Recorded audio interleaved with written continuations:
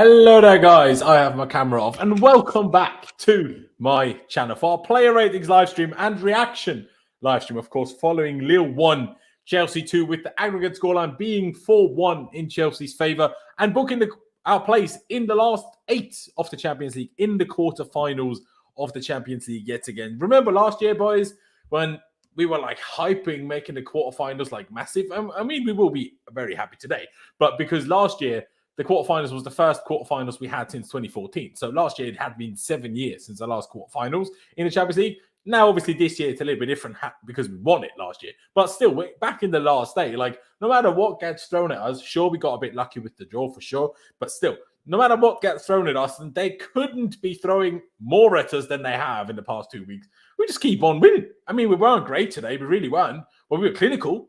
And remember those days when we dropped points because we weren't clinical enough? Everton, Man United, Burnley, Wolves, got all these games. Last games, even when we don't play well, Newcastle as an example, get the winner. Today, even going a goal down, even though we have the 2 goals lead, we still go and win the game. So, hey, it's not always the prettiest football at the moment. Well, I say at the moment. Today wasn't. But the individual moments of brilliance, Jorginho's assist, Pulisic's finish, Mount's cross, Azpi's finish, even though I'm not sure how much he knew about it, considering he finished it with his knee. It's just clinical. So from that point of view, it's working. Price, do you agree? Is there still reason to be happy, or is it more of a downer that the performance wasn't maybe what we hoped for? But then again, that's just what happens when you go into second legs with a 2-0 lead, isn't it? Yeah, absolutely, man. I mean, you know, when we went a goal down, I mean, Lille, I personally thought we set up with the right formation, because if you think about it, like, they knew, or Tuchel knew, that Lille would press high, would have a lot of intensity. So I could see the kind of you know, decision to go more defensive and also have an extra midfielder in there to sort of play out the press, have more passing options. But it didn't really work in the first half. But to be fair, like, we won in the end, and that's what this Chelsea side under Tuchel seem to do, is we always seem to find a way. And that's why we're so good in cuts, because like we can go through moments of adversity in games, you know, 15, 30-minute spells where we're, you know, just under fire and not playing great, and still come out of a result. So, yeah, I mean, we've only lost 1 knockout game in 9 under Tuchel in the Champions League, which was a 93rd minute overhead kick from Taremi, and we still went through. So, I mean, that is just some record. Yeah, I think he's also broke the record tonight for the most wins in his first 50 games in the UCL, overtaking Zidane with 32 now. So, I mean, it's just incredible. Like, I'm just loving the vibes, man. Through this tough time, you know, to come out of a win, away game, you could hear the fans at the end, which was great, because you couldn't hear them at all the whole game. Lille put up a massive crowd and fought, which, fair play to him. The only thing I didn't like was them chucking objects at Mendy, but I'm sure we'll get onto that. But And some of the driving, I will throw in. Yeah, so yeah, but you know, like, they're at home, they had the advantage, even though they were, you know, 2 goals down. They really did go for it. So I thought we did well in the end. We did. No, I couldn't agree more. And like you said there, our record is crazy. Like, yeah, we're not always perfect. We're not always amazing. But at the end of the day, we're the ones that win trophies. Sure, you know, not in the domestic cups because we keep losing bloody finals. But we just keep grinding through. Like, especially away, we're rarely convincing. But our defense is just too good. Lille basically had 1 real chance plus the penalty, if we're honest. And there we got a bit away with it because they hit the post. But we're just too good defensively. And no matter who we play, especially if they are the underdogs compared to us, whoever we play against, they need so much energy to even create chances that if we are clinical enough, we're just able to punish them. And, you know, that even works against the likes of Liverpool. The problem is against Liverpool, we weren't clinical enough. But this works, and we are very, very, very good at that. Price said there he was happy with the lineup. To be honest, like, I wasn't like super happy with it, but I was like, I'll give it a chance. It worked, even if it's not the same identical personnel. It worked. This formation in the second half against Burnley, we played in it partly against Norwich and also partly against Newcastle. So I'm like, okay, I see the logic, even though not recently with Alonso, not recently with Azpi, and not recently with the midfield three of all 3 of our actual midfielders, who are all a tad more defensive than, say, Mason Mount or playing somebody else in there. So in the end, you could say it kind of worked, I guess. The game plan worked, but in terms of trying to play well and try to dominate a little all game long, in that sense, it didn't work, I suppose. But in the grand scheme of things, does that matter now, Clutch? We're through last 8 of the Champions League. You can't really ask for much more. I mean, the game was a bit and we were desperately... I mean, considering how everybody I could possibly see on Twitter was calling for one of the midfielders to be taken out, mostly Kante, which we'll get to that later. Some people are going to have some harsh conversations here, but yeah, no, I think it was a good thought to set up that way, but it didn't end up working. We had to play through a lot of pain, which Tuchel says that's something we got to do every once in a while, but for me, I mean, you could tell like there was just the attack. When we got into the attack, we couldn't do anything because we had 2 versus 4, and we had one moment where Pulisic had a ball played through to Havertz that Havertz barely out of reach. So I mean, that was really like the only way we had any sort of attacking threat in the first 45 minutes, other than the Pulisic goal, obviously. But in the end, it doesn't really matter. I mean, they scored 1 goal, which was off of a really silly foul originally by Chalobah, which we'll talk about that later too. That was a really stupid foul that he's giving up a lot lately, and it's going to cost us eventually if we don't get that sorted out. But yeah, I mean, the change at halftime when we started using Mason Mount coming out, and we're going to have a little bit more. The defense got spread a little bit more, so it was able to have a little bit more open. But at the end of the day, I mean, we won, we're through. It's on to the next round. There you go. Obviously, the draw will take place on Friday. Not sure what time yet, but we'll be live, ladies and gentlemen. So, subscribe if you haven't already and hit the notification bell button. Why not? If you want to make sure that you don't miss the stream on Friday. Not yet decided whether we'll do 2 streams, a stream draw reaction and the preview. Not yet sure, but we will see. We will see. Ladies and gentlemen in the chat, appreciate you very much. Welcome, everybody. Hope you're all well. Put your thoughts on the game, your initial reaction to the game in the chat, if you wouldn't mind, and smash the like button. Do that as well, please. Before we get into more details about the game, just a quick question to Pies, just to, so we cover everything as things happen on a daily basis. Drastically different news in terms of potential Chelsea buyers today. Obviously, there was this, I forgot it now, the name of it, but there was this new consortium. What was the word? Like Oaktree Capital Management, who are apparently interested. Is that something major to talk about, or is it still mostly down to like the Bowleys and the Saudis? I mean, it was only one report, but Financial Times are like behind a paywall, so I guess they kind of have to have some credibility. Like they are a big outlet. I'd look into it, but I think what I was seeing, they have 166 billion in assets, but like the company that they're actually owned by, I think it's Broad something, I forgot now, but they have a lot of assets, but it's basically not all their wealth, if you get what I mean. So it's kind of like a fake sum. They don't have it in the bank account. They just have I saw a lot of fans get excited, and I got a bit excited as well. I was like, bloody hell, 166 billion getting. But no, apparently they manage, I think it's Caen, where Kante came from, I believe, in Liga 2 in France. Could be. And they're not doing very well. So I saw a few American people say, nah, they're, just another party that wants profits and stuff. But although, to be fair, if you go back to the 15-16 season, we weren't doing well. Doesn't mean it was Abramovich's fault.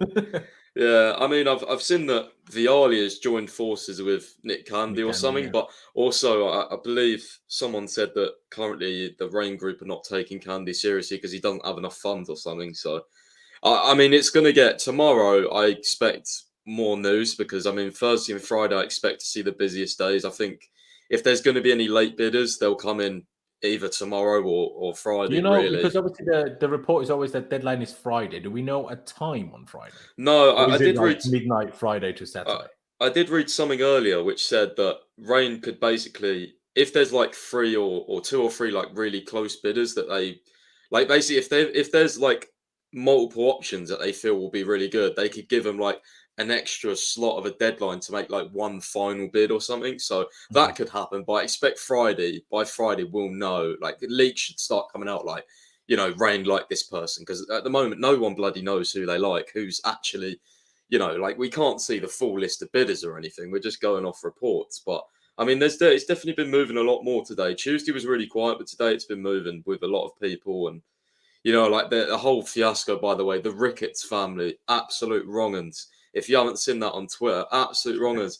Wrong, sorry to turn a positive twist on this, but wrong is such a funny word to me. Sorry. No, but I don't want to go too much on the bidders, but yeah, they've been exposed. Matt Law was done an article that has been the main thing. The Ricketts, Woody Johnson's been getting it. He's been involved in some allegations today. Even Hans-Jörg Weiss, obviously, because he's been apparently paying New York Times, said that he basically swung the US election against Donald Trump. So it's all been kicking off, but luckily I was actually come on, Weiss. Yeah. Pick up. I was actually enjoying waiting for the football so I could stop fucking reading all these reports for once, because it was like one thing after another. Bro, it was crazy. And this is not even a busy day. I can't wait till it gets busy. No. Not sure if I want to discuss this live on air, but now I have you here. Is the Matt Law stuff, is that shit real? Or is he genuinely getting cancelled right now? Because I've seen screenshots, but are they made up or are they real? That's why. Journalists, Jacob Steinberg is the worst one. I don't know how he's still got a job, by the way. Some of the screenshots and tweets, he even went private and started deleting all the tweets. Disgusting, honestly. Matt Law, there was a couple of dodgy ones, but he fired back and basically told everyone to piss off. He started swearing and everything in his replies. You got to rate Matt Law for that. He's like, I'm not having this. Fuck yeah, no, I think there was something that people interpreted to be racist, and then he called him basically, if you think I'm racist, you're a fucking idiot or something like that. And everyone started laughing in the replies. But shit's been kicking off, honestly. On Twitter, it's been crazy. Yeah, it has been kicking off a bit. Yeah, and Jacob Steinberg has not had a good time, that's for sure. It all started with that random Facebook post from 2006, didn't it? But who knows what's real and what's not? Again, I don't spend enough time on Twitter to see everything, but that's why I have people involved that do. Clutch, any reactions to this minor developments today in terms of potential buyers? Otherwise, I shall quickly do the Manscaped thing, and then we move on to player ratings. Nah, we can move on. I don't have anything on it. There you go. So, ladies and gentlemen, as you know, if you've been about for a few streams this month, we are this month sponsored by Manscaped, which is fantastic because they are the best in men's below-the-waist grooming, and they offer precision-engineered tools for your family jewels. And I personally have a special offer for you, 20% off and free worldwide shipping with my code LOSCFC at manscaped.com, because they have recently launched the ultimate men's hygiene bundle, the Performance Package 4.0. But what do we have in the Performance Package 4.0? Now, number one, the Lawnmower 4.0, the trimmer of the future, dare I say, the greatest ball trimmer ever, shall I say. I mean, they sent me the package. I said this before, but they sent me the package. Like, literally, careful with TMI, but use the thing today. I'm very happy. So you should get your hands on it. I can't lie. They also add the Weed Whacker nose and ear hair trimmer. Sorry, do not let me say the thing wrong. But yeah, like I said, if there's hair you need to get rid of, helps you out. They've also got the Crop Preserver Ball Deodorant and Crop Reviver Ball Toner. Trust me when I say this, fellas, your balls will thank you. And to top things off, they even threw in 2 gifts to the Performance Package 4.0. The Manscaped boxes and the Shed travel bag. Still a big fan of the travel bag. I should really just get it ready and show you at some point. I will do that on Friday. Bring your comfort and boxes to another level. It's time to take care of yourself. Get 20% off and free shipping with the code LOUCFC at manscaped.com. There's 20% off with free shipping at manscaped.com and use the code LOUCFC at checkout. Unlock your confidence and always use the right tools for the job with Manscaped. Honestly, guys, if you want to help me out in any sort of way and you fancy any of the products, use the link down below, use my code and get involved. I would massively appreciate it. And, we'd have a good time. What did Musa say again? What's Musa said? Everyone's laughing about Musa. What's he said this time? I usually have a little giggle when Musa goes on with something. So someone tell me in the chat what the funny thing was that Musa said. But here we are. Some of these Tuchel pics are beautiful. Please send me the pics, Pice, because I don't know which ones you're talking about. Oh, didn't mean to highlight that, but here we are. Ladies and gentlemen, I put it in the private chat. Sorry? I put what Musa put in the private chat because I had to approve it. Okay, yeah, good. Very good. I'll check it out in a second. I will just open the lineup thingy so we can actually get into the player rating. So what did he say? Manscaped CEO supposed to put in a bid to buy Chelsea. So my boss say, trust Musa's balls, man. Trust Musa's balls. And if so, maybe I'm getting involved. You never know. We'll finally have a good owner. Obviously, I'm joking. But regardless, what I put on screen, I thought change it up a little bit. Let's not be boring. Let's actually do, yellow and black because that's the shout we played in today. So why not? Like I said, 3-5-2. Did I ask you, Clutch, what you thought of the lineup? I think I did. Did I not? If so, tell me. No. This is about what. Well, no, it wasn't what I thought. But when I first saw it, I'm like, okay, it makes sense. Like you called it yesterday on stream that we would do this. Like we were talking about when we were in the group chat, how we were talking about like this is going to be a more counter-attacking team, which is why you have both Pulisic and Havertz up top. The idea behind it was good, but at the end, the execution turned out to be not so great. Obviously, I think the three at the back, works with like a Reece James and a Chilwell, but not having them, we're still going to keep playing this formation because it's defensively secure. You know me. The back four is what I think we should be looking at if we don't have Reece James or Chilwell, but the fact that we were defensively secure today, Thiago Silva being the all-time GOAT that he is, Rudiger being great, Christensen getting his run out, but now we're going to have to talk about him. Jorginho playing his control role.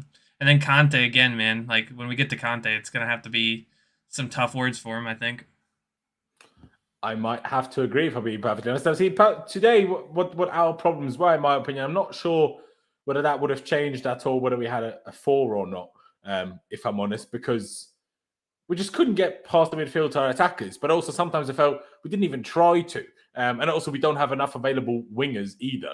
I mean, I guess Pies just sent me a text which showed up in the top of my laptop screen. So I said Pies, even though I meant to say Pulisic. Obviously, he's back fit now, but we still only have the other one as being CS, right? So, yeah, I mean, obviously, Mount can play on the wing, but do we want that? So, I'm not really sure. But like Fantasy PGA joined the chat said, Tuchel needs a forever contract. Honestly, I could not agree more. And then whenever he signed it, I want us to all travel to Paul Scholes' house and shove it up his ass, because these Man United lot and Liverpool lot have no idea what they're talking about. Like, maybe they should get some Manscaped, because maybe something needs to breathe, because they have no clue what they're talking about. Honestly, idiots. Absolute ironic idiots. But anyway, let's get into these player ratings. Shall we start at the back? Christensen, let's have a little chat about him, because my man, I tweeted this during the game as well, my man has become more injury prone than Pulisic and Kante combined. How many injuries has Christensen had this season? Or how many reasons for missing games has Christensen had this season? 5, 6, bellyache, toothache, injury here, injury there, injury left, right, and centre. Like, this is a bit mad. Obviously, had to come off. Hey, it happens. But is there really even? Was he on the pitch long enough to even get a rating, or is it a simple NA in your thoughts, Pies? Oh, I mean, it's a hard one, because I'd probably go NA, to be honest with you. Bamba was quite a threat, but more really against Chalobah, to be honest. And Alonso. Yeah, I mean, God, yeah, What anyone's a clown. frigging to him. Yeah, We'll get to him later. Any thoughts from your perspective about Christensen? Do you agree that he's getting more and more injury prone these days? No, not really. I think maybe he's just had a little bit of a bad spell lately. I don't necessarily think he's injury prone. I think maybe just a bad spell. Okay. I mean, fair enough. All right, then. And NA from your perspective as well, Clutch? Yeah, because if I was going to have to rate him, I'd have to rate him low. But yeah, NA Would we? will be nice. I mean, I would. Did he do much wrong until the injury? No. I'm just tired of him getting injured all the time and going to Barcelona. Yeah, no, I guess so. Fair enough. You know what? Even though he only came on, obviously he played the majority of the game. Let's start with Chalobah, because one of you boys touched on it. The guy gets beaten the same kind of way too many times. Like, this is like 3-4 games in a row where the same thing happens. This time it was a foul. Personally, I didn't think it was a yellow card. Don't think it was enough. It was a tactical foul. It certainly wasn't hard enough to be a yellow card of a foul, but sure, he got booked for it. 10 seconds into coming on for Christensen? And from that very free kick that he gave away, the handball from which Lille got their penalty from, and then took the lead 1-0 happened. So Chalobah needs to work on that. Although I will say, after that mistake, I think he got himself together a little bit, especially second half. He looked more comfortable. But obviously, we were also under a little bit less pressure. And Bamba switched sides, which made, the job for Chalobah obviously a little bit easier. But yeah, no, the foul wasn't good.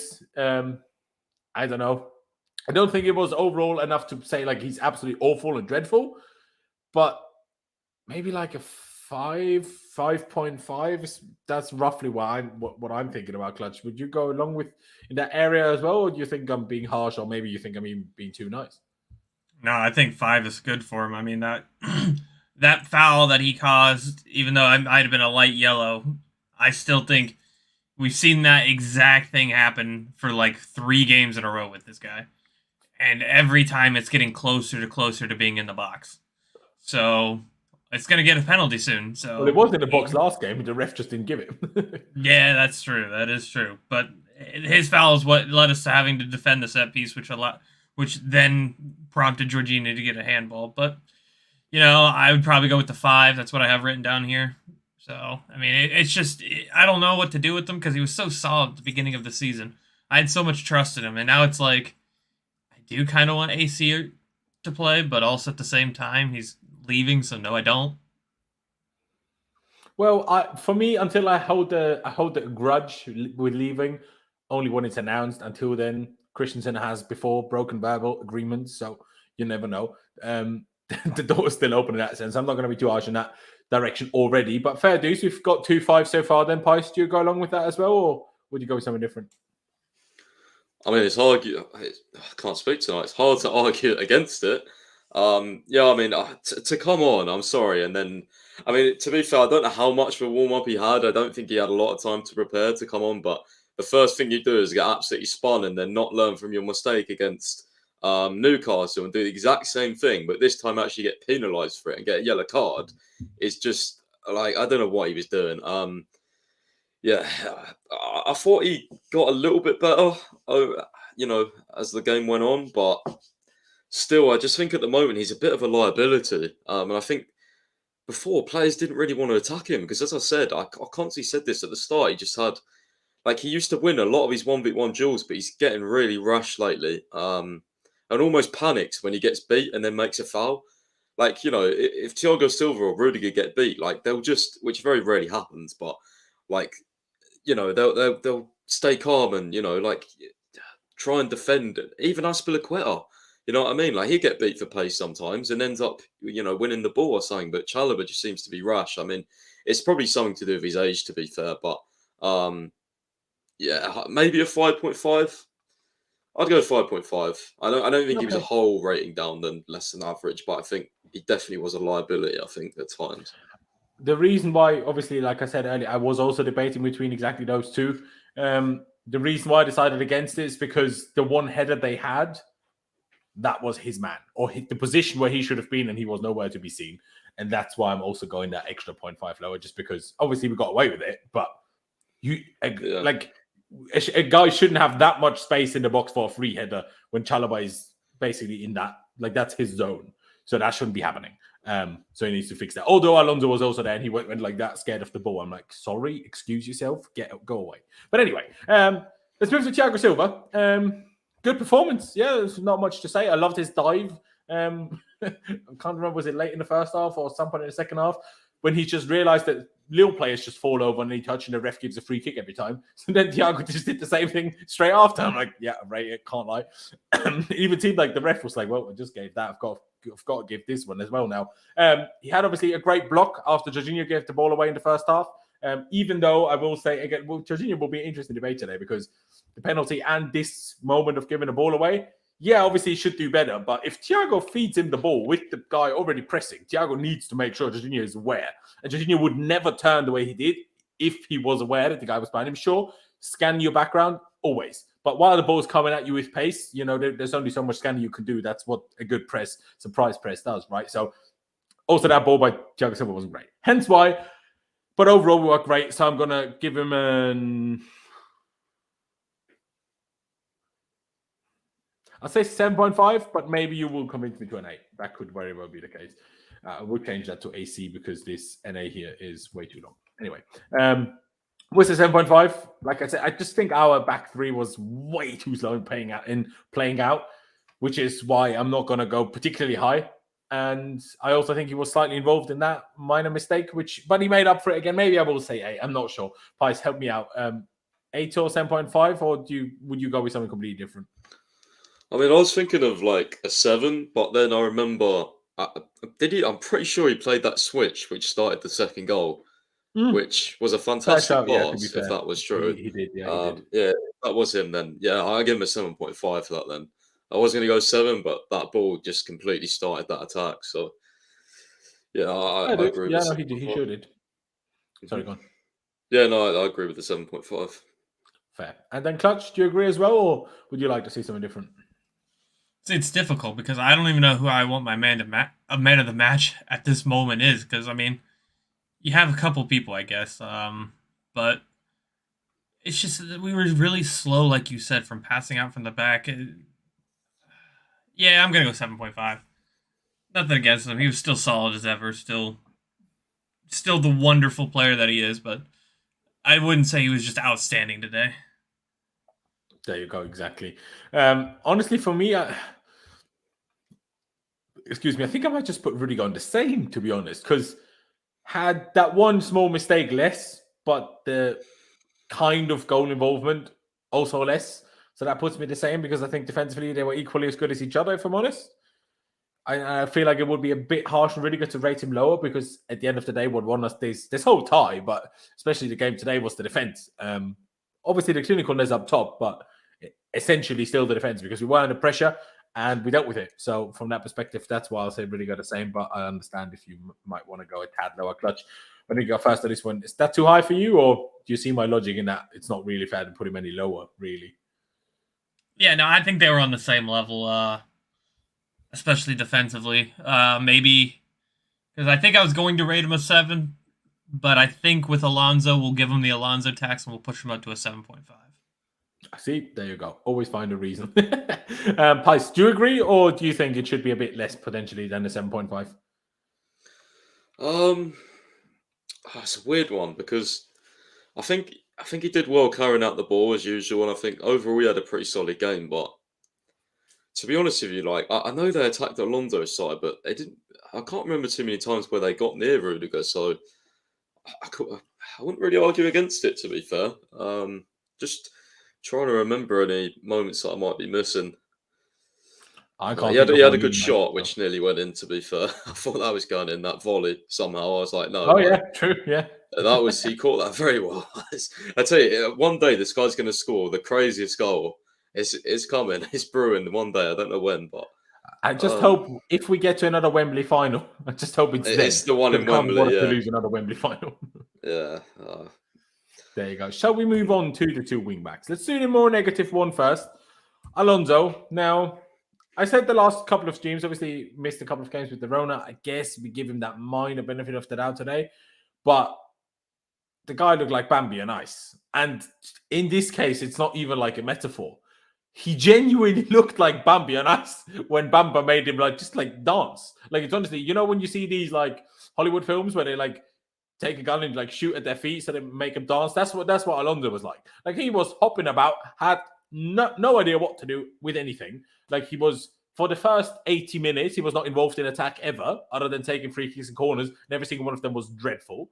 And then he had a reasonably simple cross to Lukaku for a simple 3-1 tap-in, messed the cross up. And then he had a decent shot opportunity not long after, and he messed that one up as well. Okay, he hit the volley at least, and he got blocked, I think, or was it saved? Whatever it was. And he also got spun left, right, centre every time. So, yeah, against Liverpool, he was good.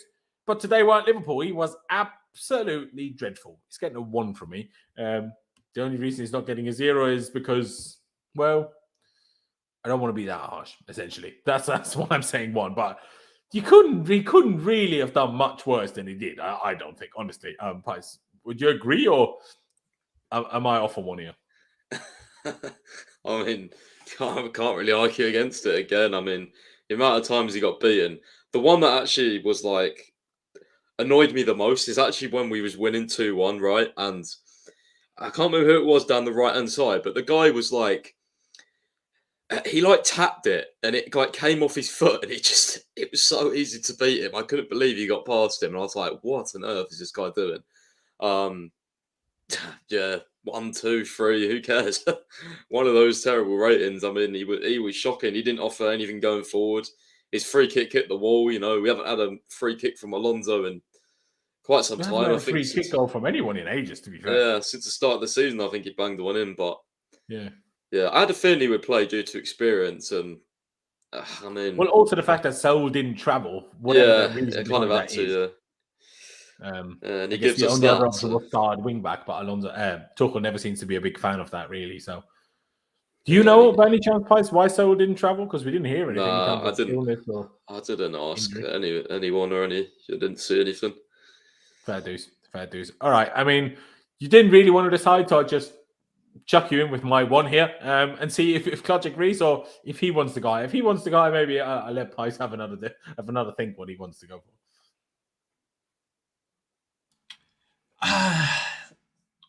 The thing is with Alonso, right? Like, we know he's bad defensively. Like, when I saw what Bamba did to him, it wasn't even shocking. I was just like, well, I mean, that's about right. The only thing that wasn't shocking that he didn't do his ACL while dancing like that. I do think he had a couple good moments. I'm not gonna lie. He had a moment where we were under pressure and he took a smart foul to get us out of that pressure in the first half. He had some good, decent passing, but other than that, when you start thinking about, like, yeah, defensively he was poor. His free kicks, like every free kick went into the wall. Except the last one, which he just lobbed over for whatever reason. He was taking the corners when we had corners, terrible corners. Yeah, I mean, there wasn't too many positives. He had the one chance that he put the ball behind Lukaku. Maybe that's a good thing. Maybe he just wants Havertz to keep starting. Maybe he's on our side. Who knows? But oh yeah, it wasn't even just two crosses. It wasn't even one cross for Lukaku. It was two, because one he put over, and one he didn't hit properly, and he got easily intercepted because he didn't put enough power on it. There was two, not even just one that he effed up. Oh, and I forgot. He had a one-on-one that he probably should have scored that he just kicked right into the goalie. You know what? That's a one.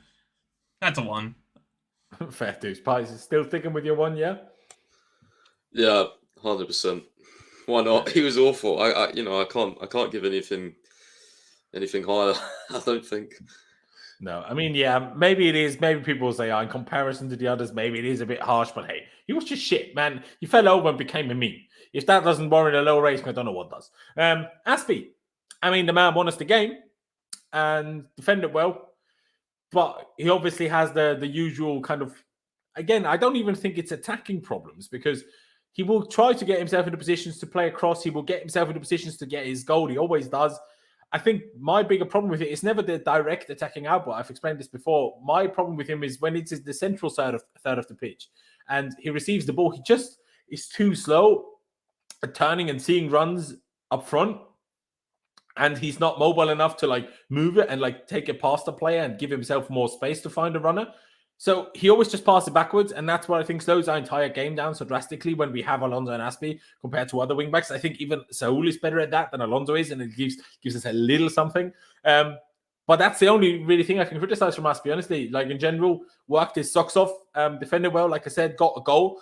And I think for those combinations of reasons, because Pulisic was also clinical, but Pulisic was pretty quiet outside of the goal that he scored, I would say. Obviously, we'll get to that in more detail in a minute. But Azpi was part of the team, part of the side of the team, defensive side, that defended well. Didn't quite keep a clean sheet, but that wasn't really his fault. And scored the winning goal. So hence why I'm going to go 8. People might think that's a bit high, but hey, you can't do more than that. And what a finish it is as well. Even though I'm not sure if he knew that much about it. Just hit his knee and went in somehow. But hey, they all count. They all count, and it's a big one. So just because Clutch was debating who's the man of the match, I think for those combinations of reasons, I suppose, is why I'd probably edge it with him, even though I could also go 7 or 7.5 if I'm honest. But I think in terms of importance compared to the others, he was probably my man of the match, hence why I'm going to give him the highest rating. Clutch, do you see my logic in that, or do you think I'm going way too high here? Yeah, I mean, he worked his socks off today, man. Like, he was. The commentator made a little comment about how he made a 40-yard sprint to the corner that he didn't need to do just to kind of kick the ball out for no reason. It just goes to show you that he was trying his heart out. Like, he was making those sprints, but at the same time, we don't really have Reece James as a backup right now. I don't really need you to go get injured right now. Wait, did you mean the situation where he didn't really have a pass that just kicked it forward and it went out of play? Is that what you mean? No, I think it was off it was like a cross that went, I think it was the cross that Alonso bounced over and it went into the corner. and Azpi made like a 40-yard dash to go stop it.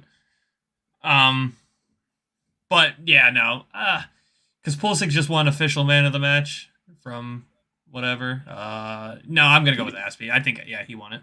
Yeah, I'm gonna go 8. Fair dues. Like I said, it might be a tad high, if I'm honest. If we put Rudiger and Silva down to a 7, I think Azpi at a 7.5 would be just as fine, if I'm being perfectly honest. But Price, what do you think? We've had 2 8s now. Do you think it's too high? Not really, to be honest. I mean, I tweeted it was his 459th Chelsea game as well tonight, which was just absolutely crazy.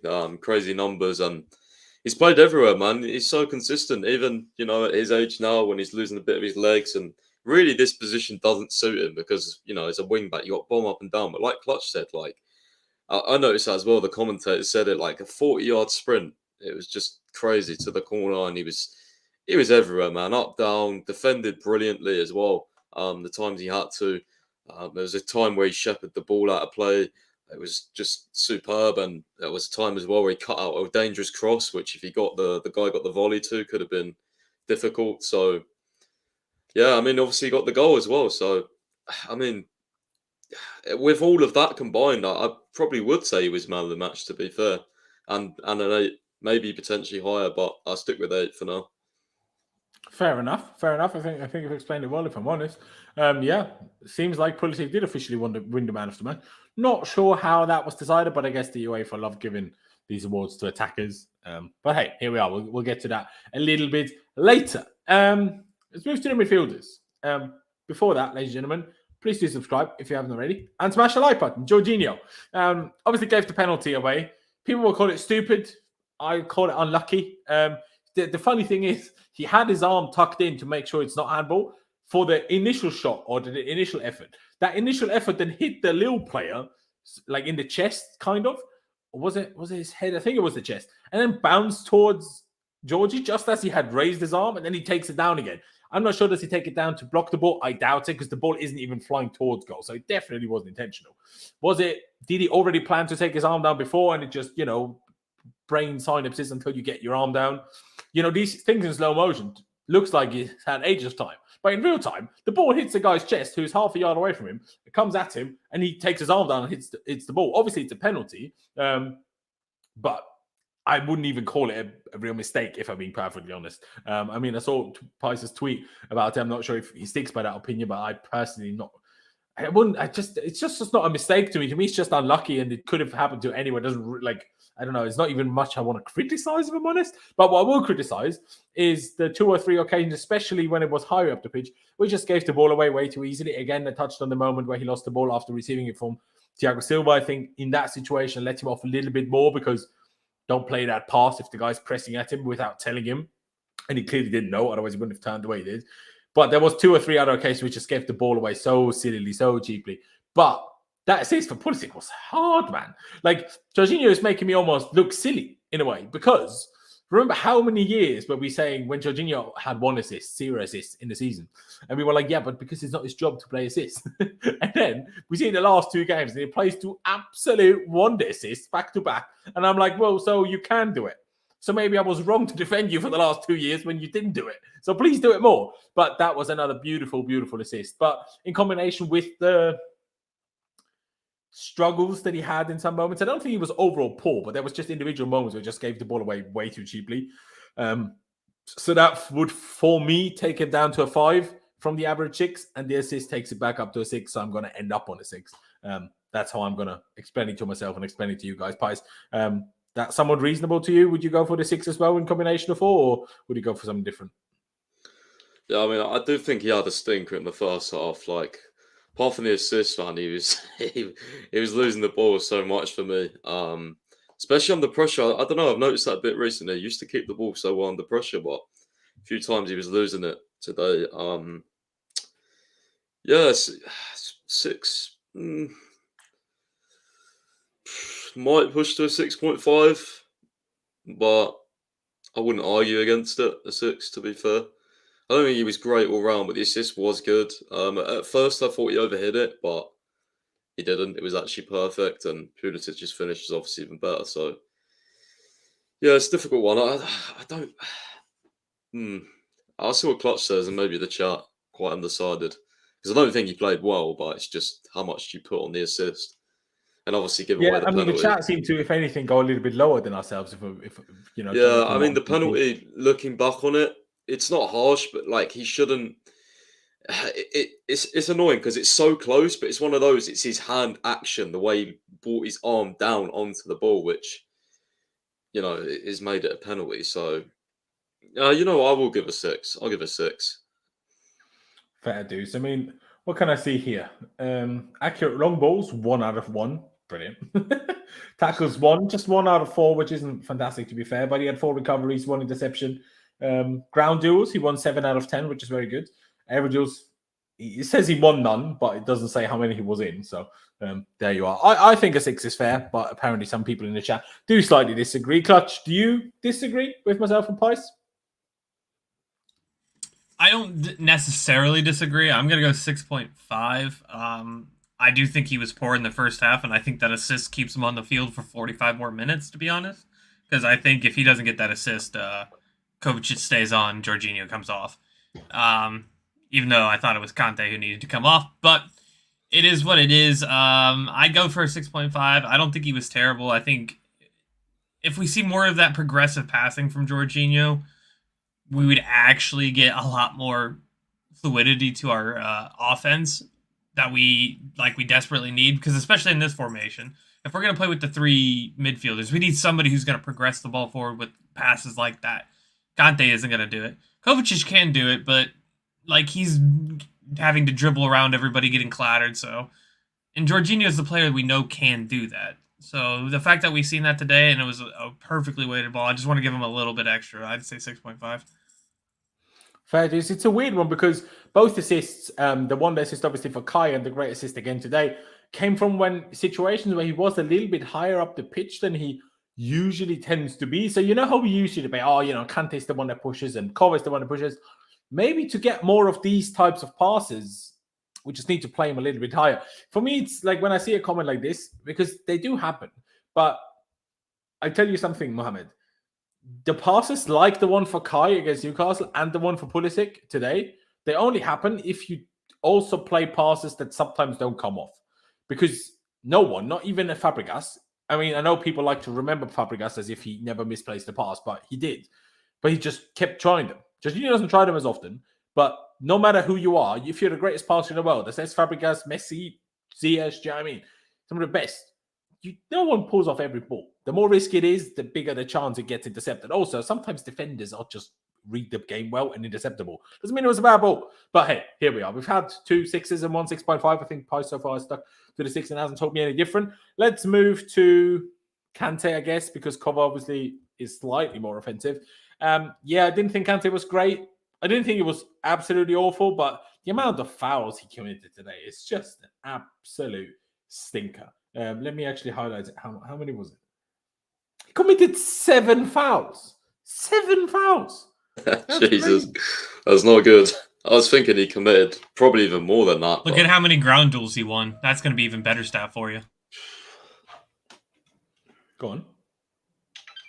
I don't know it off the top of my head. I know it was like 0 out of 10 when I first. It was 1 out of 13 in the end. 1 out of 13, mind you. Oh my Jorginho won 7 out of 10. That's mad. Okay, jeez. I'm giving him a 3. 1 out of 10 out of 13, and 7 fouls given away. Now you've had a stinker, bro.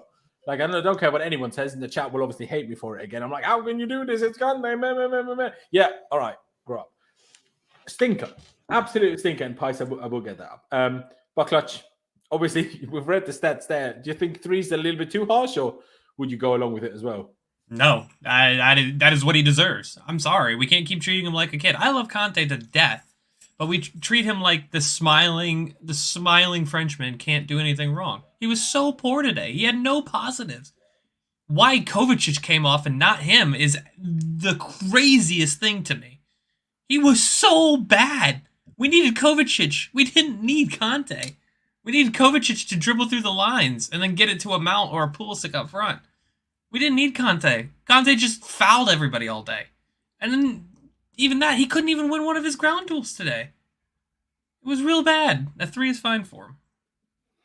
Fair. Ladies and gentlemen, by the way, before I go to Pies for this, we have over 300 people watching. Appreciate it very much, firstly. But also, smash that like button for me. Like, we have over 300 people. We don't even have 100 likes yet. So go down below, smash that like button. Just one click of a button. Doesn't cost you any money. Doesn't cost you any time. And please do subscribe as well. We're on the road to 50,000 subscribers. But, Pies, do you think we've gone a little bit harsh, myself and Clutch here? Or...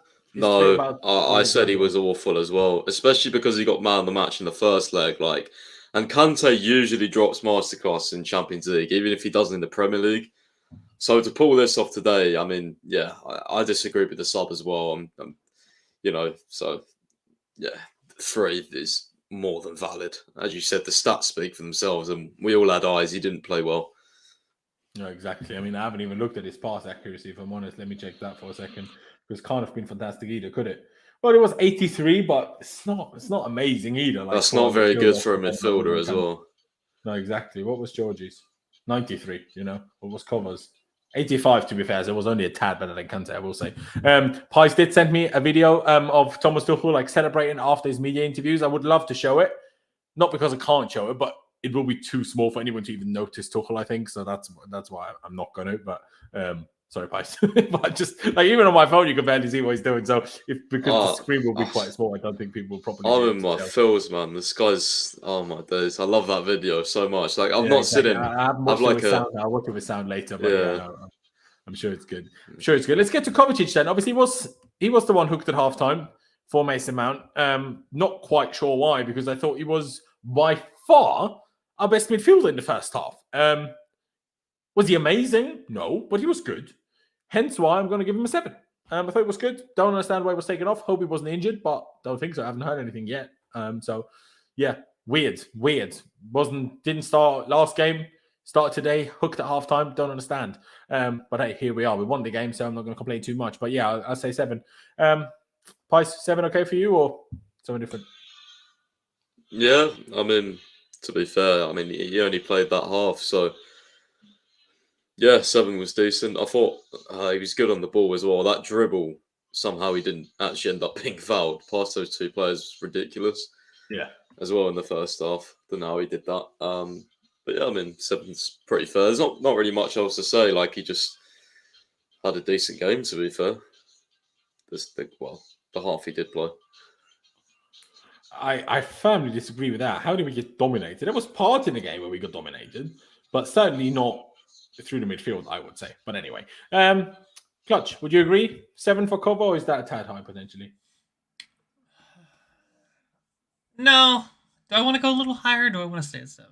Nah, we'll stay at 7. I thought he was pretty good because, I mean, he was, pushing the ball forward. Especially in that one, like one of the only attacking moments we had that game was when Kovacic broke through the lines and gave the ball to Pulisic, and Pulisic pushed it through to Havertz and just barely got off. So, yeah, I'd give him a 7. Fair dues. I do want to highlight this comment here by Jester. Someone else said in the chat earlier, but it didn't quite fit the discussion quite then because it didn't just finish. Also, we're just going to get to him now. Christian Pulisic has now scored the same number of Champions League goals for Chelsea as Eden Hazard did. That's a bit mad. Obviously, Hazard was never good in the Champions League, though. Never going to... No, of course not. Obviously, he's not... I don't think anyone suggested that Pulisic is now as good as Hazard. I think everyone's quite aware he's not.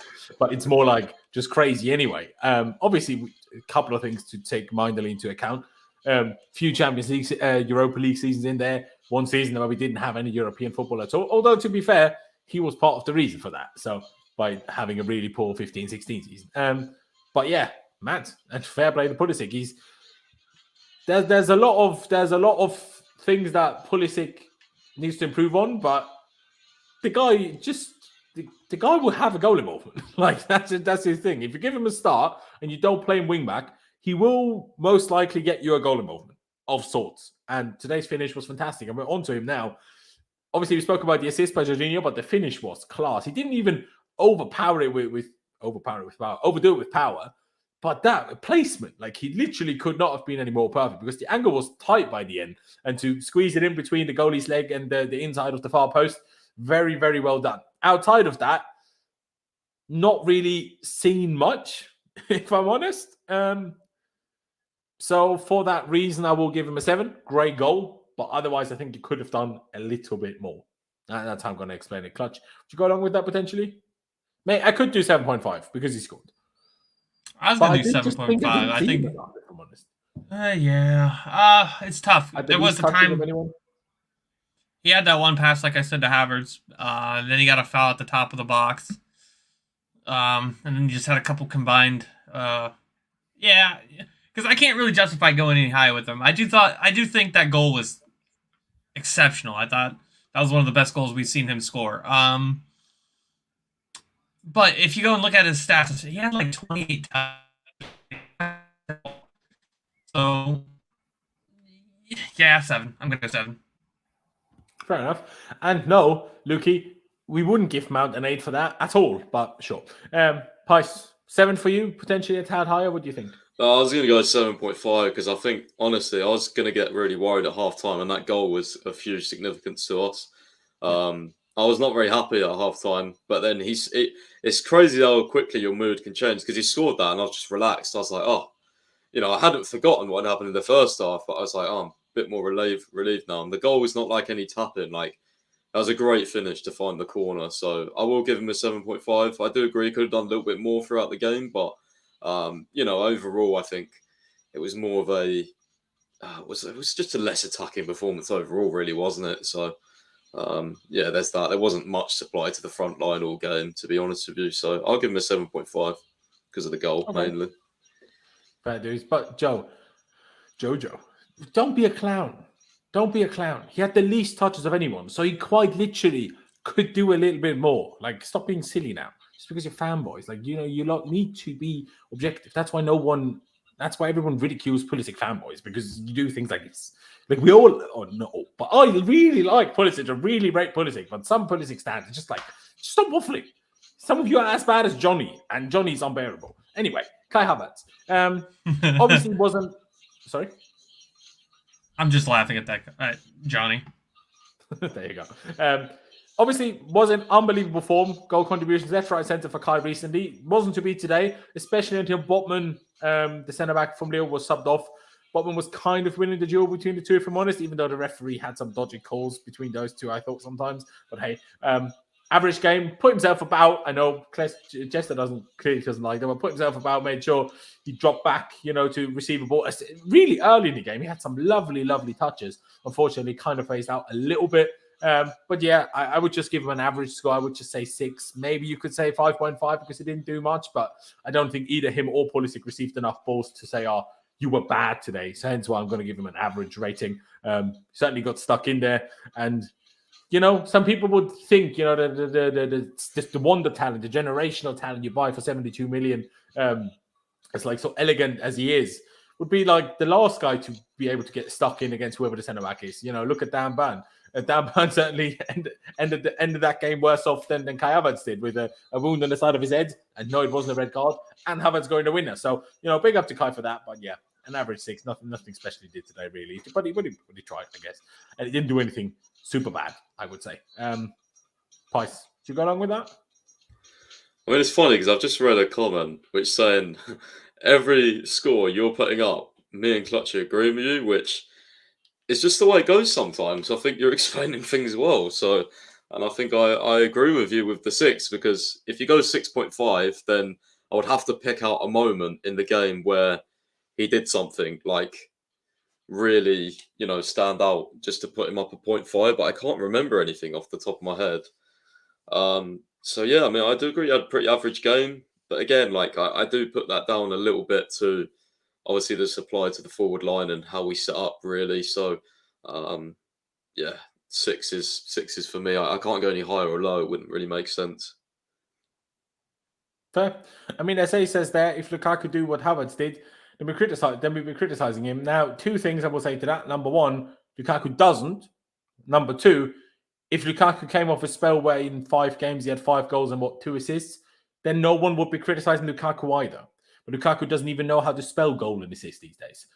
Although mostly down to VAR against Liverpool, to be fair to him. But yeah, like these comparisons, if that was him, you'd be way harsher. Stop with that, boys. Just grow up, like, do you know what I mean? Don't be children. Anyway, Mason Mount, wanted to do him earlier already, but he obviously played the full second half. Obviously, we then shifted formation a little bit with initially Kai being up there, Mount being here, and us playing a midfield too, kind of like that, more shifting to a 4-3-3.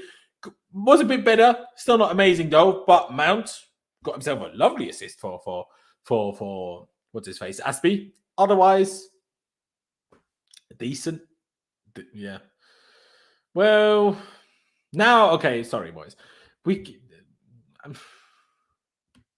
Do I actually think Pulisic should have the same rating as Cobo, who only played a half with the goal Pulisic scored? Maybe I actually want to give Pulisic a 7.5. And you did 7.5, didn't you, Pies? I did, yeah.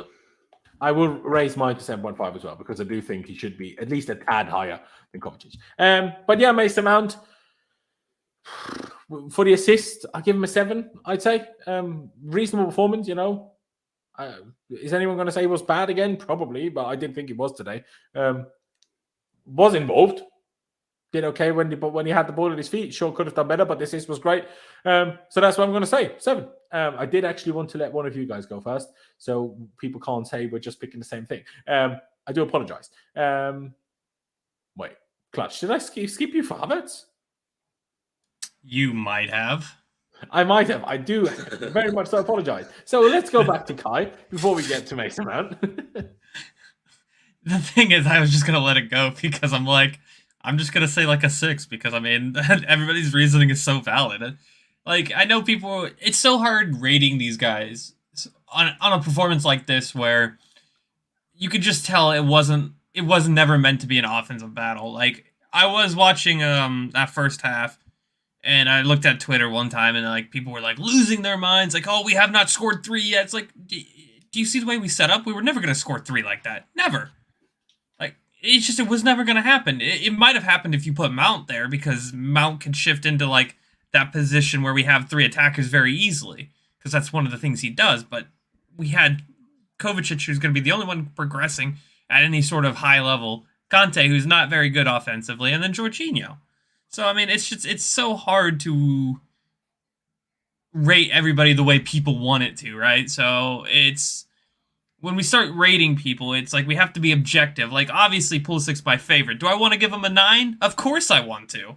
But I'm not going to, because I cannot do it without saying, these are the reasons, this is the objective reasoning.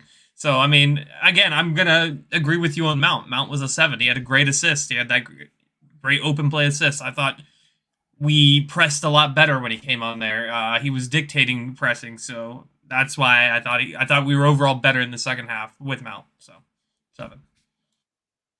Fair dues. I hadn't even moved it to Mount yet. By the way, this call by Jester, I think it actually sums it up quite well. It's quite literally what happened. We started a team ready to counter with Kante and Kova's pace, and then obviously Pulisic and Havertz up top. But Lille just never let us counter really until the end, and that's when we could have easily added a 3rd goal. But Alonso messed up his cross and his 1-on-1. But here we are. You agreed on the 7 as well. So then for you, Pice, 7 for Mason too. 6.5 for me. Okay. I don't think he done enough to warrant a 7. Great assist, but overall, like, I mean, I know you guys are saying like pressing and stuff, but like I expect that from him anyway. Like, if he doesn't press, then I'm gonna knock him down for it. You know what I mean? So, do you really think he was like he got an assist? Pulisic scored a goal. Do you really think he was outside of the goal involvement worse than Pulisic? Pulisic played much longer though, didn't he? So, I guess that 20 minutes more, I guess, because he was subbed off, wasn't he? Yeah, I don't know. He was subbed off late, to be fair. I'm not sure about the 7. I think I'm going to go 6.5. If you want to go 6.5, you go 6.5. Even though it's not going to change anything because I'm being outvoted. Yeah, no, there you go. That's why I'm like, hey, you do you, bro. Absolutely no worries. What was the other subs? Let me just get those right so I don't forget anyone or anything. Obviously, Mason was the first one after Chalobah in the first half. Ruben Loftus-Cheek came on to replace Jorginho. Who was the next one? Lukaku came on for Pulisic. And the last one was Hakim Ziyech for Kai Havertz. Let me then shift it around again in terms of formation, I suppose. Because then obviously wanted was Ziyech. Ziyech was the one out here. Lukaku up here. And I'm not sure if Kante and Ruben switched, because Ruben was certainly more on the right. But Kante never plays in the left. So I'm a little bit confused by that. But I think it was a bit more that way because Ruben was more on the right. But anyway, in order, I guess, Ruben Loftus-Cheek, I can't lie, didn't I saw him on the ball a couple of times, but never did anything bad and never did anything amazing. So I'm going to give him a 6 with obviously the sub-star. Price, would you go along with that? Yeah, I mean, he won one good foul from a decent dribble in the middle of the pitch, and I actually thought he was going to get injured because I was like, oh my god, no, because he fell down and started I think he was holding his leg and that he got up, thankfully. But is that enough? Just that thing for a point above? I don't think so. I'll go over 6 because other than that, didn't really notice it much. But obviously, quite a lot of the subs came on relatively late, didn't they? So, yeah. There you go. Wait, what have I seen here? Has Global had the balls to put all of his ratings in one go in the comments? I haven't seen it. No, he has not. All right, then. Then don't waffle. All right. 6 from myself and Price. Do you go along with Ruben 6? Clutch.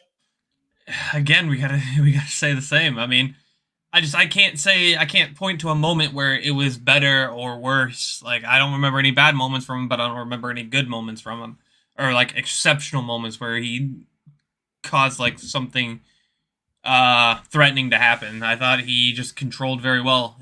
He's still holding onto the ball a little bit too much. A couple situations where he was trying to dribble out rather than just an easy pass out. So that would be my only criticism for him, but that'd be a 6. Fair enough. And to make things more interesting, I will not go first this time. I will let Pice go first because he told us in the group chat he actually thought Lukaku was pretty good today. So now I'm curious what that equates to in rating, I guess. I'll give him a 7. I thought he deserved it. I thought his hold-up play was good. I think you guys are being a bit harsh on Lukaku still. For me, it's credit where credit's due because I thought he played pretty well. He should have had a goal, but if Alonso could actually do something useful for once, he would have. It was actually good positioning from him. Obviously won the free kick, and he's playing with limited minutes. And I'm liking that even though he did the interview and stuff, he's not sulking. You know, he's hugging Tuchel. Like, I'm getting a bit of better vibe from him. So I'm not so angry at him anymore, personally. Because I just don't think it's good to judge football with emotions anyway. So I think I'm just going to try and be as objective as I can on him. Yeah, fair. I mean, I personally think I will be objective when I say I think it was a 6 rather than at 7.5 for Munich, just because, I mean, I'm not going to disagree with you. I think he had decent hold-up play, but on how many occasions? For me, it was like, 4 or 5 times that he got the ball where he had the chance to hold it up. Well, yeah, he did that, but is that enough to get a 7? I don't know. Like, if I compare that to what Kovacic did, and what he did, Kovacic certainly way more and got a 7, in my opinion. Hence why I'm going to go 6. But I will actually say there was this brief that came out. Was it a Telegraph? I'm not sure. But this brief came out that Lukaku was, initially reports that he, is happy to take a pay cut and will want to move to Inter in the summer, blah, blah, blah. And then there was clearly his people released a statement through the media, obviously saying, he's unhappy about that and actually thinks everyone is Chelsea super sticking together and he's not planning to go anywhere, which I did rate. Obviously, it was a media statement, so who knows how true it is. You can always question that. But even the fact that he or his team felt the need to do that is already better than what we had over the last few months. So, I rate that. Clutch, what do you think? 6.5, 7, 6 like myself? Where would you go?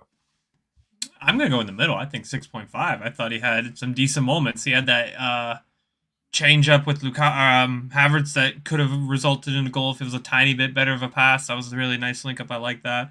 Unfortunately, he's the one getting the Alonso tax now from a bad pass, so he could have easily got a tap in. I'm liking that he's finding himself in these positions. That's something we need. I mean, we still need more from him if he wants to come back into the starting lineup, because we work so much better with Havertz. It's insane how much better we work with him than we do with Lukaku. And Lukaku's got to start doing the things that Havertz does and does well, like the timing of his runs, the drawing defenders here or there, coming back to get the ball, those kind of things. That's why Havertz is starting right now, because we look better. We drag defenders around, other players get involved. But I think it was a positive step today. I don't think it was a negative step. I think there there were moments that he was dangerous and he could have actually got into the score sheet. By the way, can I just say one more thing as well? Just one more thing as well. There was a time where he held the ball up and laid it off to Ziyech, and Lukaku made a brilliant run to the right-hand side where he would have been one-on-one defender, and Ziyech just played it to Mount, and that really annoyed me because I thought Lukaku would have scored in that situation. I agree that this ball by Ziyech was poor, but I don't agree that his run was great because I think he should have steamed it, and I think Ziyech was waiting for Lukaku to sprint, but he didn't. He just jogged, drifting off the right. You're right. He still could have given him the ball and he would have been one-on-one with the defender. But in Ziyech, who had the ball, make a run. Ziyech's going to chip it over the top. You're one-on-one with the goalkeeper. But he didn't.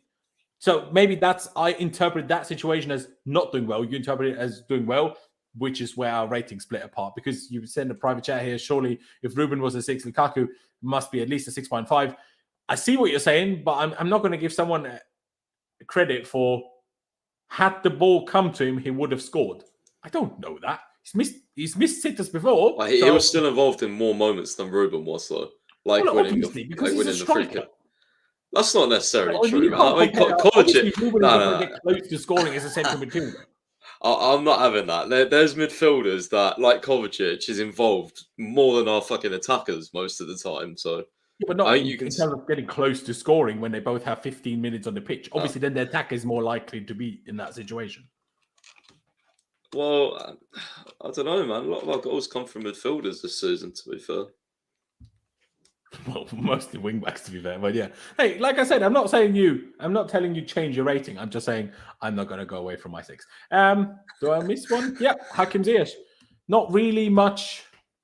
I don't know. That Pice mentioned the only moment that I could remember from Hakim Ziyech, other than a cross by, I can't remember who played the cross, but the goalie caught it as Ziyech was flying in behind and would have probably headed home. Those are the 2 only moments I really remember of Hakim Ziyech, if I'm being totally honest with you. Excuse me. Do you remember much of him, Clutch? No, I think we should give him an NA. He was only on the pitch 5-6 minutes or something like that. Gave him on the 84th minute or something, yeah.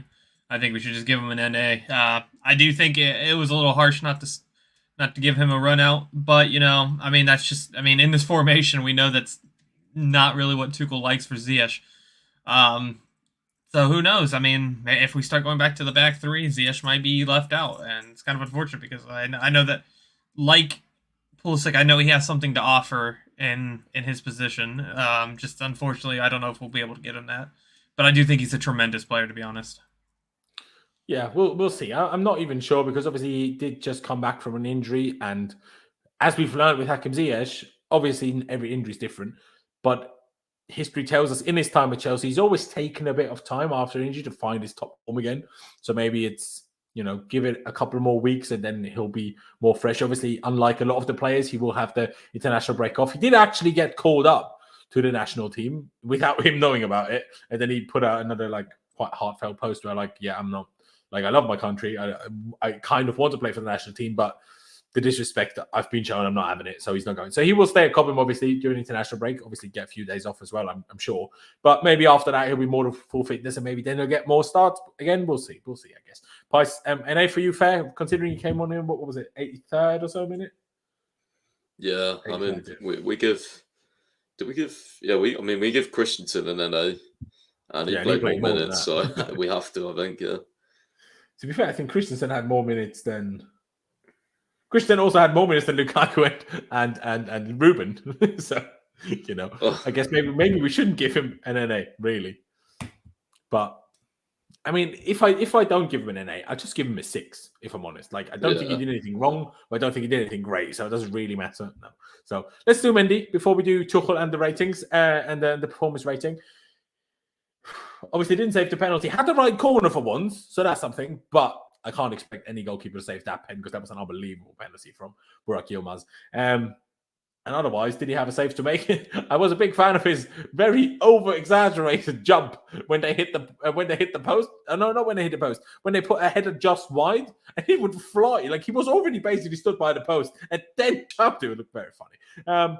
So not really much to do. I didn't have a problem with his distribution today, but he didn't make a save that I can think of. So I'm going to say 6. Does anyone disagree with that? Ooh. wrong way around. Price, disagree with the 6? Would you give him a tad higher? I probably could, but I can't really think of anything in particular, if I'm honest. Yeah, I mean, I couldn't do anything about the one that hit the post. He did do well in the close-up free kick, which was near the corner flag, which I think was the one Chalobah gave away. He dealt with that pretty decently, I thought. True, but yeah. again, Punch away, yeah. I don't know, not really enough moments to go above a 6 for me. Distribution did kick it out once at the start of the game.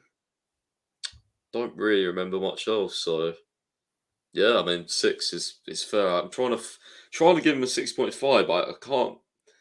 Like there needs to be like at least minimum of 2 moments to give him above that. And yeah, there wasn't really, unless someone can remind me of another moment apart from that free kick, which he dealt well with. There you go. What am I looking at? Why did you send me this exactly? Clutch, what did you send me? Why did you send me that? Just the people on the bench who didn't look very happy. Nothing to get into on stream. I just wanted to show you that. Fair dues. Yeah, I'll stick with the 6. I mean, a lot of people in the chat saying his distribution was dodgy. If I look at the stats, the problem is I don't usually look at the stats, so I can't really compare it to usual, if I'm being perfectly honest. 17 out of 27 overall accurate passes, that's 63%, and for long balls, it's 3 out of 13. But how much of that is just Botman and Font being just a lot bigger than Havertz and Pulisic and them losing the headers, especially? Well, I will say, actually, Mendy did drag a few too close to Pulisic. I was like, well, Pulisic's not going to win it, so why don't you drag it to at least a kite? But hey, here it is. But did you agree? Do you want to agree, Clutch, on the 6, yeah? Yeah, I think it's so funny because Mendy is such like a luxury player because we know if our defense somehow crumbles, he's going to be there. And we never have to rate him because he doesn't really ever have much to do because our defense is so good. And I feel sad but happy at the same time because I'm like, I'd rather my goalkeeper not have to face a whole bunch of shots, but Mendy is so good.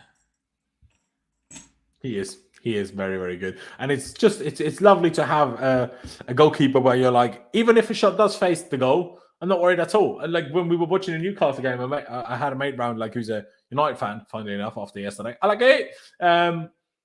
But, you know, when the Newcastle player took a shot from like 25, 30 yards, I'm like, you shoot. Like, there's no chance Mendy will concede a long shot. So you do that. And obviously with Kepa, it's if anything, the opposite.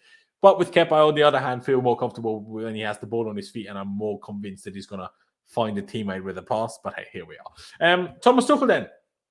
I'll keep myself to last. So, Price, what do you think? What would you agree with Thomas Tuchel today?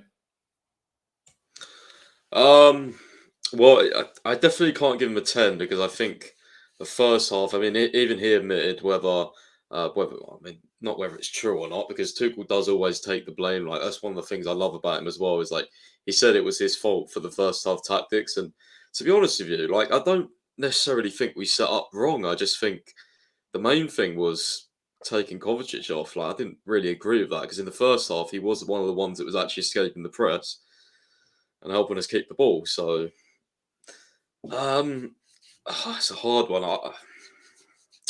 The subs that came on, I agreed with pretty much. I'll give him a 9 for today because I think he got most things right, but not all. Okay, it's very high. I won't go quite as high, but we'll see. Clutch, what would you think?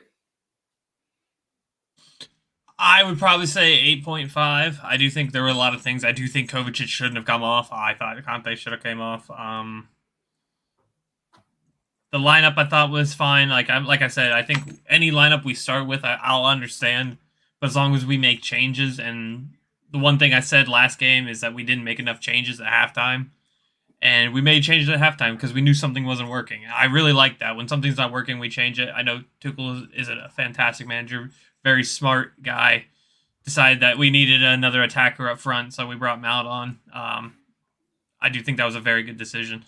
And we ended up winning it out. I mean, what was the thing that Pius put earlier? He's the most winningest manager in Champions League or something like that. In 50 games. The most wins in his first 50 games. Yeah, now it's 32 wins in his first 50 Champions League games. That's one more than Zinedine Zidane, who had 31. And Zinedine Zidane did all of that with Real Madrid, mind you. Tuchel obviously did it with Dortmund, PSG, and Chelsea. it's 2 more than Pep Guardiola as well. I like it, Pep. I like it. Yeah. Bold fraud. Yeah, and also we've only lost 1 in 9, as I said, UCL knockout games I'm doing, which is just crazy. So maybe that's the reason when you look at that record, like why couldn't you think we could go back to back? Like it just churns out results. Did you lose a group game, or did We we just lost draw to- too many? I think we drew. Well, we must have drawn because it was only Porto, so we lost away when it Yeah, was but played at the obviously group Sevilla stage wouldn't be Stadium. knockout, and you said knockout. No. It's Okay. knockout. It's knockout. Yeah, no, exactly. So group stage was knockout, meaning did we lose in group stage so they don't count it to this good stat? That's why I'm not sure. But I think we just drew to Zenit and we drew to who did we have? Sevilla at home was 0-0. Was that this season? We Did lost we to lose? Juventus. Yeah, we lost to Juventus. Oh yeah, we lost to Juve, so we did lose in a group stage one. Well, okay, so you said 8.5. I think I'd go 8 if I'm being perfectly honest. I don't think the tactics worked in the first half. Yeah, he changed them, but even then, the way he changed them, it made it better. But still, I don't think he took the right player off from who the first half was. And I don't like I was angry with Tuchel when he kept playing Lukaku. So I'm angry with Tuchel when he keeps playing Kante when he plays bad. I'll be angry with that for every player if he has an opportunity to change him off. Obviously, I'm not going to be so annoyed at leaving Alonso on the pitch because the only option was Malang Sarr, which he could have done, I guess. I did after he got honestly made to look like Bambi and Ice. I did tweet take Alonso off now. But yeah, so I'm going to go 8. But overall, that leaves us at an 8.5 regardless. And then let's move on to the performance before we spend the last hot minute talking about the teams left in the competition. But obviously, we'll do a stream on Friday anyway. Performance then. Clutch, why don't you go first on this one? This one's a little bit harder because I think we did what we set up to do. It's just the Lille didn't play like we wanted, like we thought they were going to, with the counter that we could have just exploited. We seem to have periods of where we struggled. I'd probably give it a 7. Yeah, 7. Okay, fair enough. 7 to start things off. Price then. 7. Do you think a bit lower, a bit higher? What do you think? 6.5 for me. Yeah. Don't think it was a great performance. I just think it was just above average because obviously we won and the goals were well taken. But I definitely thought we could have dealt with moments better in the game. Like I thought, obviously, I mean, we was always going to come under fire, but I don't know. I just felt a little bit more unsecure today, if that makes sense. Like even when we was winning, right, when they hit the post, and I was just like what, oh my days, what was we drawing? I can't remember. 1-1 still. It might have been 1-1 actually, and they hit the post, and I was just like, usually when we're in control of things, teams just don't really get near us. They might have one chance, but it seemed to me like Lille had quite a few moments today where they really Mendy had us. no shot on target other than a penalty. That is true when you look at it like that, but that's how I felt watching the game. I was on edge. I actually agree with you completely. Well, it's hard because it is an away game and it's a Europe. The atmosphere, I don't expect this really to just go and have 70-65% possession and just stroll the game, even though we're better than them. So there is factors to take into play, but I'll go with 6.5 because I don't think it was the greatest of games. And I will agree with you, mate. Just because, even though I hear what Clutch just said, we're 0.5 off, so essentially we're thinking the same anyway. But why I slightly disagree is because if we at least seemed like that's what we tried to do, just be defensive, soak things up and go on without too much effort, then I would maybe give him the 7, give the performance a 7, a Clutch said. But it didn't feel like we were actually trying that. I think we were kind of pushed into that because we weren't good enough, if I'm honest. So I don't think we purposely did that. I think it just happened to be that way. And then our defenders were good enough that we could do it. Hence why I'm going to go 6.5. But we won. It was like Pai said, obviously, everything he said, essentially, the atmosphere was big. Obviously, everything surrounding the situation. I'm not sure. Someone said potentially we left Seoul out for travel, just, to not have to take too many players because we want to save money. But as far as I'm aware, we had booked the flight and the hotel for Lille all before any of these sanctions happened. Therefore, it didn't, I find that unlikely that we purposely took less players. But could be theoretically. But yeah, 6.5. And then lastly, obviously, very surprisingly, Juventus at home today got battered 3-0 by Villarreal. It wasn't really battered because it was 2 penalties. And all of the goals quite late on, I think 83rd minute and after. But still, Juve out, Man United out, PSG out. It's looking good. It's looking good. I mean, it's quite fun, really. But yeah, Villarreal, fair play to them. Honestly, fair play to them. Has anyone got... I'm sure I can find it if I go to the UEFA Twitter account to see a picture of all 8 clubs that are still left. But not quite what we expected, was it, Pice, for Juventus to go out today, considering they topped the group with ourselves in. I mean, I was shocked at that. I wouldn't have been shocked if it was like a 1-0 win for Villarreal, but 3-0, especially because Villarreal are not an attacking side. That definitely has shocked me. Yeah. Obviously, it was late on when Juve probably threw everyone forward, but still. Yeah, still, like, yeah. I mean, fair play to Unai Emery. I mean, that's a team you would want to face, but if I'm completely honest, that will be another eyesore to watch. I mean, the Super Cup game was not a nice game to watch, so... No. You know, obviously I want them, but I don't want to bloody watch the game. Even though I will, it will be quite a painful one, I think. Exactly. There you go. There is the tweet from the Champions League account. Those are the 8 teams left in competition: Atletico Madrid, Bayern Munich, Benfica, ourselves, Chelsea, of course, Liverpool, Man City, Real Madrid, and Villarreal. I mean, you said that. I think I'd probably rather Benfica than Villarreal, if I'm honest, because Ajax were just a bit too silly to score goals, but essentially they battered them over 2 legs, and somehow Sevilla stayed in it. Not Sevilla, Benfica. But maybe they're even. There's certainly 2 draws you'd want in Benfica and Villarreal.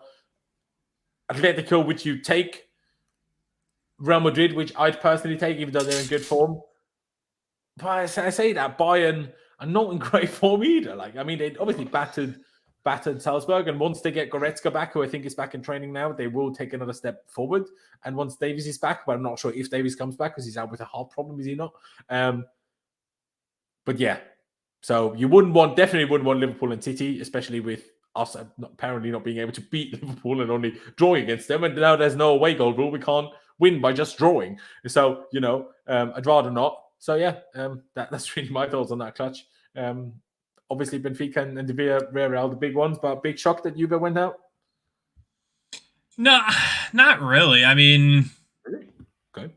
I mean, Vlahovic, or however you say his name, I'm not going to sit there and butcher it for 20 minutes. Yeah. I thought he was a positive step for Juventus, but their midfield is such a problem. No, it's not really that big a surprise. I think Villarreal are a very good structured team. I think they have good defense to do it over 2-leg draws. United going out, that brings so much joy to my soul. I can't even begin to tell you how happy I was because of that yesterday. Bayern's obviously a very good team. I wanted PSG to win over Madrid because I can't stand Real Madrid anymore. And then it's just the usual suspects. Do I want Benfica? Yeah. But I think Alex would probably tell you Benfica's not going to be as easy as we think it is, much like Lille wasn't. But about Lille, and we won 4-1 on aggregate, so you know. To be fair, we should honestly win against most of these teams. I mean, we are that good. Bayern, City, Liverpool, Madrid to some extent are going to be a little bit harder, obviously, but I think we should still win, especially over 2 legs. I think we have that ability. There you go. Fair enough. I mean, I said it to you off air. The only reason why I might not want Madrid is because I really want to go to the Bernabeu. And if we are still in a position where they're not allowing us to buy fucking tickets, and that's why I can't go to the Bernabeu, I'll be fuming. So for that reason, maybe Real Madrid potentially in the semis. But yeah, we'll see. Do you agree with what someone in the chat said? As long as it's not one of the English teams and buying, you happy, Pice?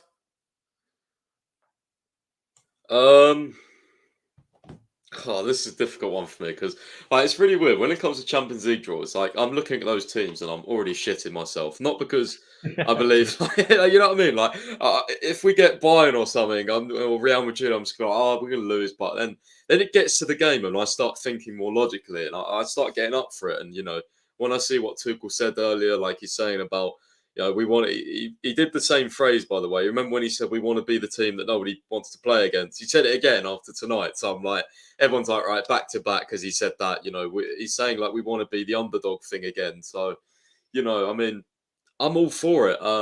Ideally, I don't want to face Bayern Munich just because, like I know they're vulnerable defensively, but then I just don't trust us to put away our chances, and they're so good going forward. So that'll be a very good game if that happens. Don't want them though. Actually, I wouldn't mind facing Liverpool because like that'd be nice to knock them out over 2 legs. Especially if the second leg Yeah, is at but Stamford the one Bridge. like Anfield atmosphere is highly overrated. But the one time it's a real thing is in the Champions League. So that's why. Do you know what I Yeah, mean? but I don't know, man. I think with at Anfield, like in the Premier League game, bro, we should have won like 4-1 in the first half. In the Prem, yeah, Like, for sure. But Anfield's just different in the Champions League. yeah, I don't know. I mean, I feel like this squad has a lot of experience to deal with these atmospheres, though. Like, like if we go to Atletico Madrid away, that's going to be a very hard game. But I still see us getting a result there. Lille was very good today. Their atmosphere is really good today. Yeah, fucking Athletic. I know Man United was shit, but the way Madrid passed the ball was very, very good. Atletico. Yeah, they cut United open so well. So they are a very good team. I don't want Man City. Not yeah, oh god, Man City in the semis or final again would just kill me if we lost. I'd fancy Real Madrid actually. I think they're a bit overrated sometimes. I still think we could do them again. I think Tuchel's better tactically than Carlo nowadays. As long as Christensen's fit, because if we have Chalobah taking on Vinicius Junior, Yeah, no, I'm not up for that. Lord Actually, save that's just horrified me. Actually, they'll even put Vinicius up against Alonso, probably playing right wing. Just like, Oh, I forgot that we don't have Ben Chilwell. Oh my days! That's the thing, Mark. Play Saul, man. Come on, play Saul. I mean, yeah. So I'd fancy us to get through against Atletico, Benfica, Villarreal, Real Madrid, and then City, Bayern, Liverpool are the ones where I think could go either way for me personally. Obviously, we could lose to Real Madrid and Atletico, but I just feel like we'll beat them over 2 legs. I'm confident against those Spanish guys for some reason. I think they're overrated sometimes, so I think we can do it. Yeah, I mean, Abdul said earlier, last year we didn't think we'd beat Real Madrid. Boy, I tell you, I was so sure we would beat Real Madrid. I wasn't even questioning it for 1 second. I can't lie. Atletico, different, because obviously we didn't get Tuchel long before, so we weren't quite as confident yet. I mean, I would quite fancy Bayern, number 1, because it's close to where I live. Number 2, because they do kind of just want to show England that they're not as good as they're constantly made out to be. Like, they're good. Don't get me wrong, they're good. But they're not, like, if we are clinical the way we've been the last few weeks, we will beat Bayern. Absolutely no problems at all. Obviously, the question is, will we beat? But we will get so many chances against Bayern. Like, them men cannot defend to save their lives.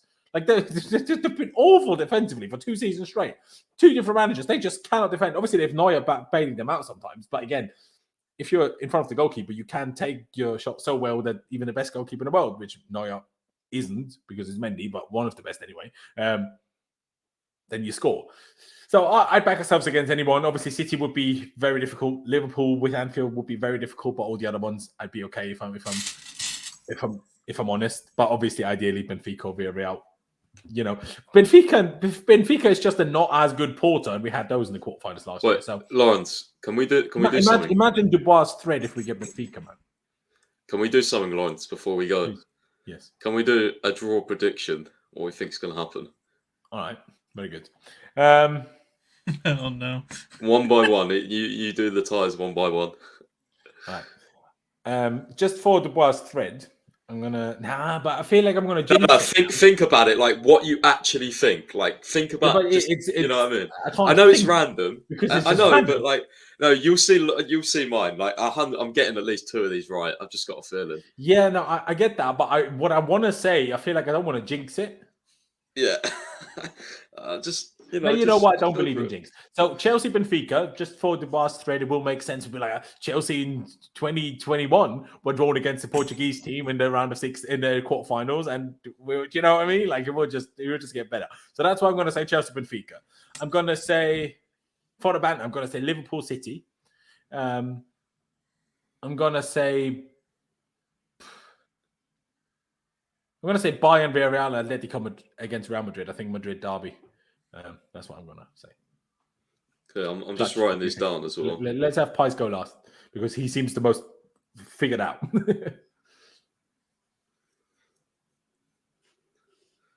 Clutch, are you alive?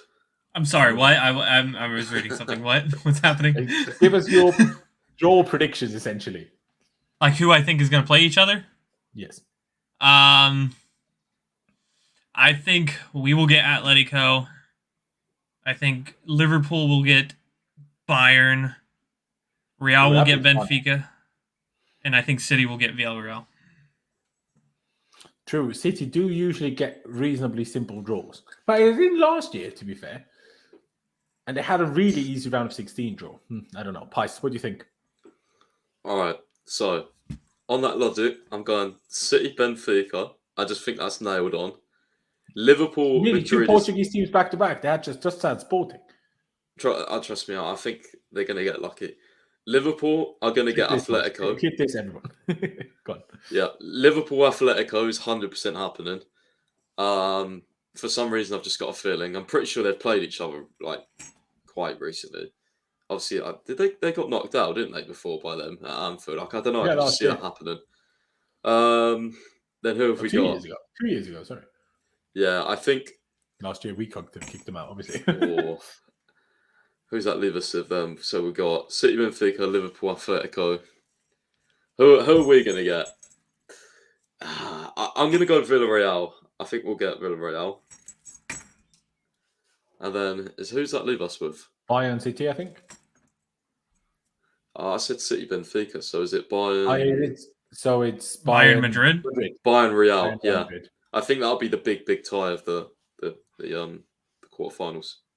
You know how happy I will be because either way somebody goes out that I don't like. By the way, I mean, it's the quarterfinals, bro. Someone you don't like will go out. That's just how it runs from the quarters onwards. So I've written these down, by the way, so we can come back to them. See who's got stuff right. Do excuse me. Friday morning, but yeah, right? Fantasy PGA Tour. It was the last game before lockdown in the UK. Was Atletico or Liverpool against Atletico when they last played each other. But obviously the last 2 years seemed like it didn't exist other than for Chelsea. So, yeah. But ladies and gentlemen, we're going to round it out here. Good hour and a half we did here. Still 200 people watching. I appreciate you all very, very much. If you're still here, smash that like button for me. Click the subscribe button. Hit the notification bells as well. Because on Friday, we will, of course, be doing a live stream. Not sure who will be involved yet. Depending on the time, let's see if I can do that to Clutch. But we'll see who will be involved. I'll try to get... You're an expert involved because that's always fun. You can tell us about other European teams that we might not know as much about, even though obviously from the quarters onwards, we know our things. But Benfica and Villarreal, I guess, could be quite interesting. But yeah, subscribe if you haven't already. Smash that like button. Follow Clutch and Pice on Twitter. Check out Pice's website, Chelsea365. And yeah, thank you guys for watching. Up to Chelsea. Upwards and onwards. Quarterfinals, here we come. And we'll see you next time.